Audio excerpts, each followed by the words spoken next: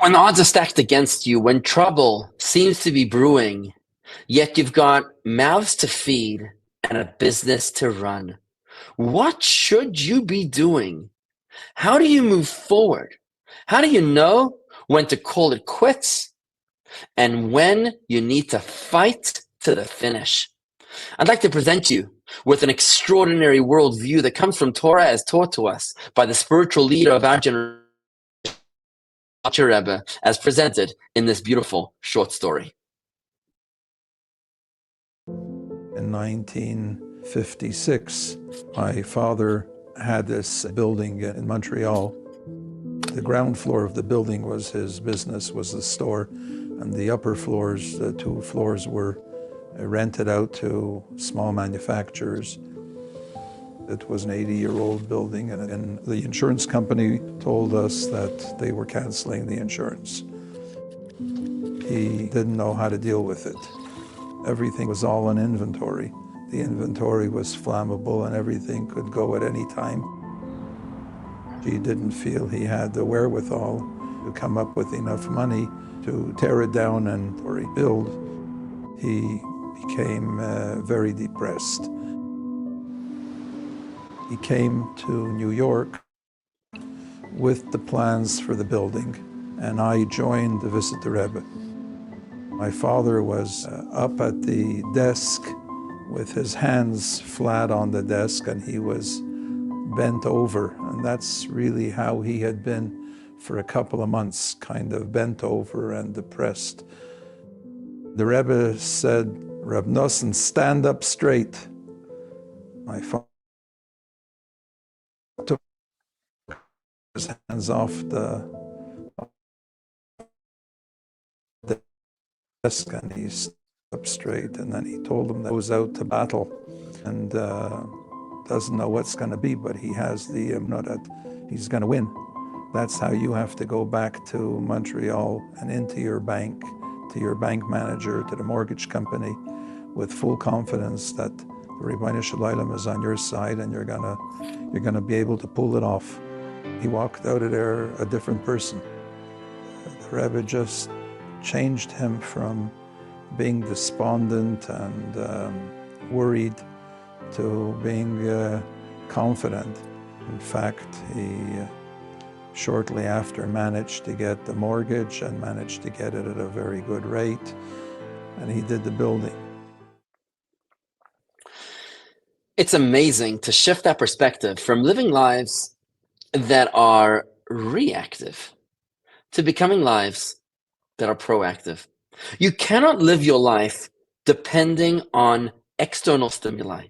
You cannot wake up in the morning and have your mood depend on what goes on in your email inbox or on the newspaper headlines or what's going on in your office or with your clients. We've got to live our lives infused with such faith that we are not reactive, but proactive. And this is a secret that the Torah teaches us. It's a secret that's made up of 5 words. It's the doctrine of absolute trust in God Almighty. These 5 words in Yiddish are tracht gut wird sein gut. Think good, and therefore it will be good. Think good, and therefore it will be good. This is not merely self-help and positive thinking and the secret. It's more than that. This is much more than that. You see, we know in Torah that God treats us the way we treat him. God is your shadow, is what it says in Psalms of King David, 121. Why would it say that God is your shadow? Because just like your shadow follows your every move, so too does God follow our every move. When we're in a good mood, God is magnanimous to us. When we're in a bad mood, then God is verkvetched, restricted, limited in his blessing to us. When we have positive thoughts, when we trust that everything will be good, not because we're just thinking positive thoughts for the sake of thinking positive thoughts. No, when we're trusting in God Almighty's power to protect us, to care for us, to feed us, to sustain us, to support us, When we lean on God Almighty, it's then that God feels needed and wanted, and God reciprocates in kind. Specifically, the mechanism is as follows. This is the doctrine of absolute trust in God Almighty. When we trust blindly in God's ability to help us, without calculating if God is great enough to solve our problem, then God reciprocates in kind. God is your shadow, giving us the benefit that we seek without calculating if we deserve it or not. Now, it's one thing to say that you trust in God, but it's a whole different ballgame to feel it.